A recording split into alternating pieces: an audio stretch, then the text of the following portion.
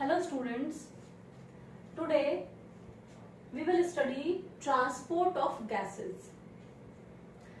इससे पहले हम लोगों ने पढ़ा exchange of gases that occurs in alveoli. Alveoli में gases का exchange हो गया. Then after exchange of gases, these gases are transported by blood. Means oxygen is diffused in blood. अब वो जो oxygen है, that oxygen is transported by blood to different tissues. और tissues से CO2 is transported by blood to lungs. So it means transport of gases is there. We know that blood is a medium for transport of O2 and CO2. But how this blood transport gases? तो सबसे पहले हम start करते हैं transport of oxygen. Oxygen is transported by two ways. 3% of O2 is transported in dissolved state by plasma. Only 3%, क्योंकि solubility बहुत कम है, तो 3% of O2 that is dissolved in plasma and then it is transported through plasma in dissolved state. But mainly oxygen is transported by 97% of O2 is transported by RBCs. By RBCs. तो अब ये RBCs के through transport होता है. Mainly किस तरीके से RBCs oxygen के ट्रांसपोर्ट में हेल्प करती हैं. We know that RBCs contain a very important pigment called as hemoglobin.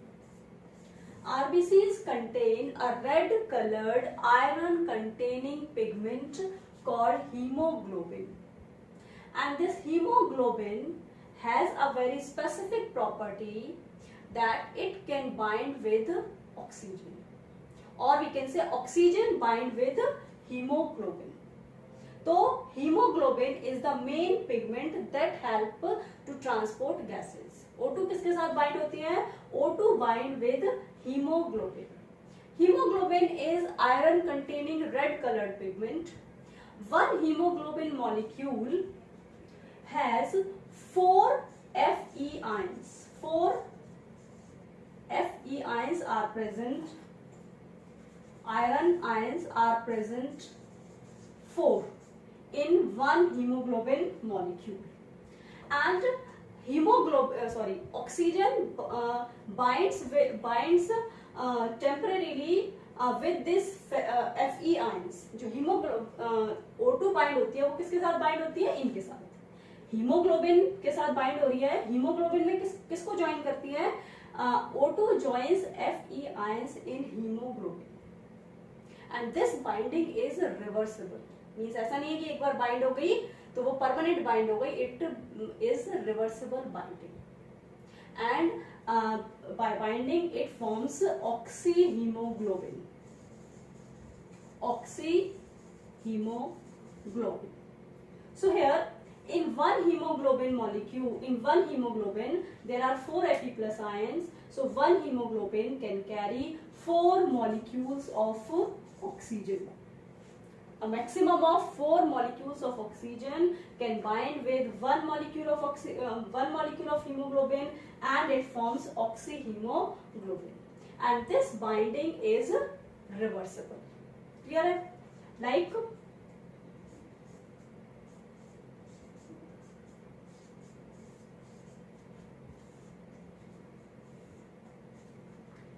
HB4O8. This is called as oxyhemoglobin. That is oxyhemoglobin, and that binding is reversible. Clear है? तो hemoglobin is O2 is transported by blood.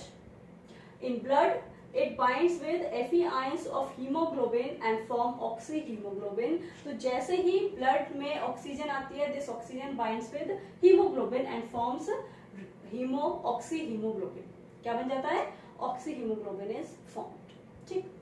अब the formation of this oxyhemoglobin, that depends on certain factors. Mainly it depends on partial pressure of O2. Oxyhaemoglobin का formation होगा या नहीं होगा, that depends mainly on partial pressure of O2. O2 binds with hemoglobin binds with O2 when there is high PO2, high partial pressure of O2. Means only high PO2 will facilitate the binding of hemoglobin with O2 and oxyhemoglobin will form.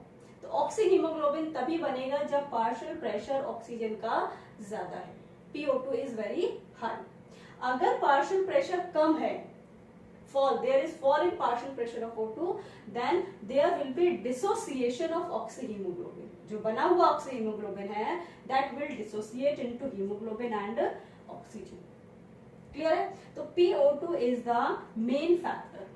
अब क्या होता है कि O2 binds with hemoglobin in lung alveoli.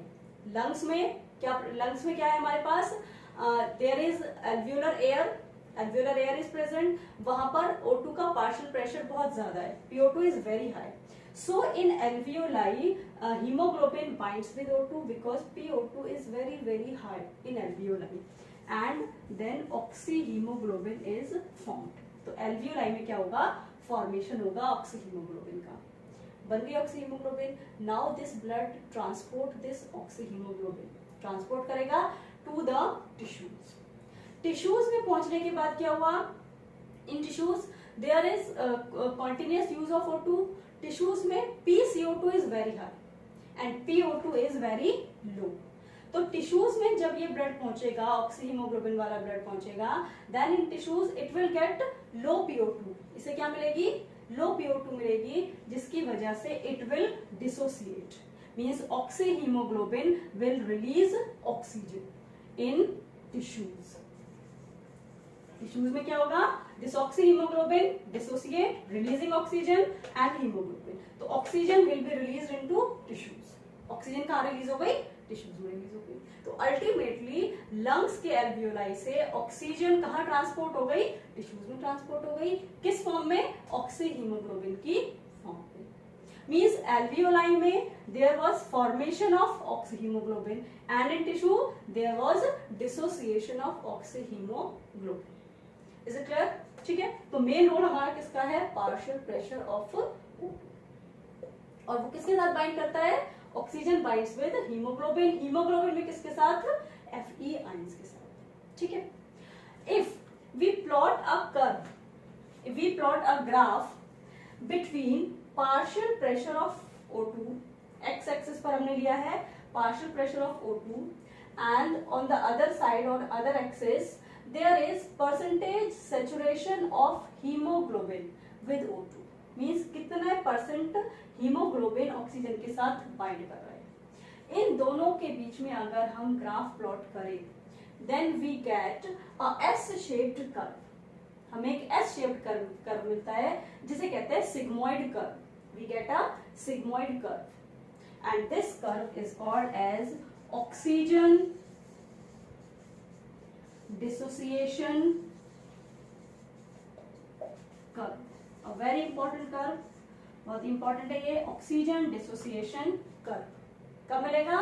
When we plot between partial pressure of O2 and percentage saturation of hemoglobin with O2, then we get a sigmoid curve. This is called oxygen dissociation curve. From this sigmoid curve, you can see here कि यहाँ क्या है? partial pressure. जैसे जैसे partial pressure increase हो रहा है, haemoglobin की बाइंडिंग भी इंक्रीज हो रही है. Means percentage saturation of hemoglobin with O2 is increase हो रहा है. देखिए पार्शियल प्रेशर इंक्रीज हो रहा है तो हीमोग्लोबिन का सैचुरेशन O2 के साथ भी इंक्रीज हो रहा है. And it becomes maximum at 100, sorry यहाँ पर है 100, एट 100 mmHg. 100% मीन्स सैचुरेशन हो गया. पूरा ग्लोबिन जो था haemoglobin that is completely saturated with O2.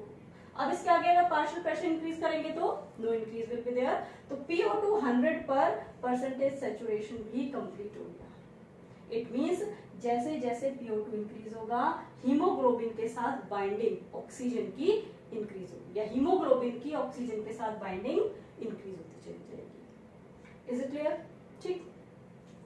Now there are some other factors which affect this binding. इस बाइंडिंग को और भी फैक्टर्स अफेक्ट करते हैं, जैसे फर्स्ट है हमारा partial pressure of CO2, second hydrogen ion concentration, and third is temperature. These three factors, they also affect this binding. Means for formation of oxyhemoglobin there should be low PCO2, low hydrogen ion concentration and low temperature. Remember this point कि क्या होगा, oxyhaemoglobin के formation के लिए PO2 should be high and all these factors should be low, तब binding favour होगी, ठीक। and if PO2 is low and these all are high then it will favor dissociation of oxyhemoglobin, ठीक है। वो क्या favour करेगा, dissociation of oxyhaemoglobin. In factors का effect अगर हम देखें इस कर्व पर तो हम देखेंगे कि increase in any of these factors, PCO2, hydrogen concentration, temperature, इन तीनों में से किसी को भी इंक्रीज किया जाएगा, इंक्रीज होंगे, then binding of hemoglobin with O2 decreases, will decrease and this curve will shift to right. Binding decrease, binding increase हो रही है तो ये left में shift हो रहा है, binding decrease हो रही है तो ये right में shift हो रहा है। तो अगर इन तीनों factors को हम increase करेंगे then the curve shifts to right, means affinity of hemoglobin for oxygen decreases. Clear है? और हीमोग्लोबिन की affinity ऑक्सीजन के लिए डिक्रीज होगी अगर हम इन्हें इंक्रीज करते हैं। So it means at alveoli PO2 is high and all these factors are low, and in tissues PO2 is low and these all are high.